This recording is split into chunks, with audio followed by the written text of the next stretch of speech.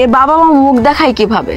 আমার বাবা মা সচ্ছলে মানে বুক উঁচা করে মুখ দেখায় যে আমার মেয়ে আজকে এই জায়গায় আসছে, যেটা কিনা আপনারা কেউ পারেননি। কত বড় লজ্জাজনক বিষয় একবারও ভেবে দেখছেন? এগুলো বিষয় নিয়ে আবার নিজে প্রাউড ফিল করে। আফসোস, দুঃখজনক বিষয়, এই মেয়েটির অনুসারী লক্ষ লক্ষ নিজের পার্সোনালিটি পাবলিকলি নিয়ে এসে আবার সেইটা নিয়ে গর্ব করে। আফসোসজনক বিষয়, আমরা সেগুলো বিষয়কেও পজিটিভ ভাবে নিচ্ছি, আর যদি পজিটিভ ভাবে নাই নিতাম তাহলে সে আজ এখানে আসতে পারতো না। তার আগে আপনার কাছে আমার প্রশ্ন হচ্ছে, এই মেয়ের কোন দিকটা আপনার কাছে পজিটিভ মনে হয়? যে মেয়েটার স্বামীর সাথে ডিভোর্স হয়ে যাওয়ার পরে নিজের পার্সোনালিটি আপনাদেরকে দেখিয়ে বেড়ায়, সেটাই কি আপনাদের কাছে পজিটিভ বিষয়? আর যদি তাই হয় তাহলে আমি আপনাদেরকে বলবো যে ভবিষ্যৎ ধ্বংসের কারণ আপনি। হ্যাঁ, আমি এটা মানতেছি, একটা মেয়ের জীবনে অনেক বড় একটা স্যাক্রিফাইস আসছে, যেটা সে নিজে নিজে ফেস করছে। তার মানে এই না যে স্যাক্রিফাইস করা নষ্টামি বিষয়গুলো আপনাদের সামনে তুলে ধরে সেইটা নিয়ে আবার গর্ব করে বলে আমি একজন সফল ব্যক্তি। আমার দিক থেকে তুমি কখনোই সফল নাও। তুমি হয়তোবা এইটা জানো না যে পাবলিকলি একটা মেয়ে আসলে কতটা জঘন্য হয়ে যায়, আর তুমি তো জঘন্য ভাবে সবার সামনে প্রেজেন্ট হইতেছো। এর থেকে খারাপ বিষয় আর কি হতে পারে? একটা মেয়ের বিয়ে হয়, তারপরে সে প্রেগনেন্ট হয়, এরপরে তাদের ডিভোর্স হয়ে যায়, সেগুলো বিষয় আবার মানুষের সামনে তুলে ধরে একবারও চিন্তা করে দেখেন কতটা লজ্জাহীনতার পরিচয় এটা। অথচ আজ থেকে 3 থেকে 4 বছর আগে এমন একটা সময় ছিল, যেই সময় যদি কারো ভুল ভবিষ্যতেও কোনো কারণবশত ডিভোর্স হয়ে যাইতো, সেই বিষয়টা তারা চেষ্টা করতো হাইড রাখার, যাতে তাদের মান সম্মানে কোনো দাগ না লাগে। আফসোস, একটু ডিপলি ভেবে দেখেন আমরা কত পরিমাণে আধুনিক হয়ে গেছি। এখন বর্তমানে এসে এগুলো বিষয়কে কাজে লাগায় মানুষ নিজের সফলতা অর্জন করতেছে, আর কিছু মানুষের কাছে এই বিষয়টাই পজিটিভ মনে হচ্ছে, আর তারা এইটা ভাবতেছে যে এইভাবেও সফল হওয়া যায়। আপনার কাছে যদি এই বিষয়টা পজিটিভ মনে হয়, আর আপনার কাছে যদি এইটা মনে হয় যে এইভাবেও আসলে সফল হওয়া সম্ভব, তাহলে আমি আপনার কাছে একটা প্রশ্ন রেখে যেতে চাই যে আপনার শরীরের অঙ্গ প্রত্যঙ্গ আগে নাকি আপনার এই সস্তা ফেম আর সফলতা আগে? অ্যাকচুয়ালি আপনার মাইন্ডসেট যদি প্রতিটার মতো না হয়, তাহলে এগুলো বিষয় নিয়ে কোনো সময় প্রাউড ফিল করবেন না। সরি টু সে, আজকের ভিডিওতে হয়তো বা কিছু ল্যাঙ্গুয়েজ খারাপ বের হয়ে গেছে, বাট একটু ডিপলি চিন্তা করে দেখেন এগুলো দ্বারা ভবিষ্যৎ প্রজন্ম কতটা নষ্টের দিকে চলে যেতে পারে। এমনকি বর্তমান ইয়াং জেনারেশনের মেয়েরা এগুলো বিষয়কে একেবারে পজিটিভ ভাবেই নিয়েছে।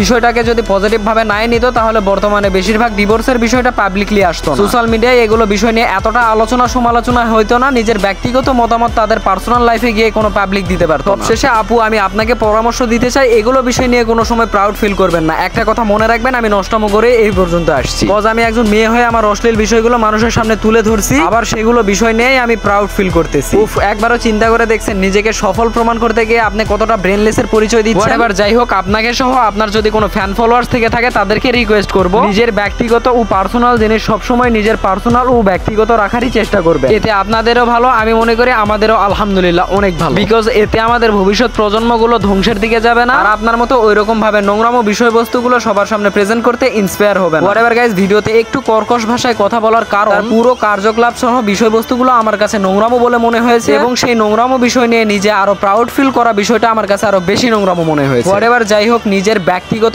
অতিরিক্ত পার্সোনাল বিষয়গুলো সোশ্যাল মিডিয়াতে শেয়ার করার থেকে দূরে থাকাই আমার দৃষ্টিতে অনেক ভালো। যাই হোক, এগুলো বিষয় থেকে আপনি সচেতন থাকবেন এবং আপনার পরিবেশের চারপাশের লোকজনকেও এগুলো বিষয় থেকে সচেতন রাখার চেষ্টা করবেন। যাই হোক, ধন্যবাদ সবাইকে, আজকের মতো এত পর্যন্তই। আর স্ক্রিনের উপরে গেমিং নুহু যে চ্যানেলটি দেখতে পাচ্ছ, চ্যানেলটি যারা এখনো সাবস্ক্রাইব করেনি তারা প্লিজ ইউটিউবে গিয়ে গেমিং নুহু চ্যানেলটা একটু সাবস্ক্রাইব করে আসবে। ধন্যবাদ সবাইকে, আসসালামু আলাইকুম, টেল দেন বাই বাই, আল্লাহ হাফেজ।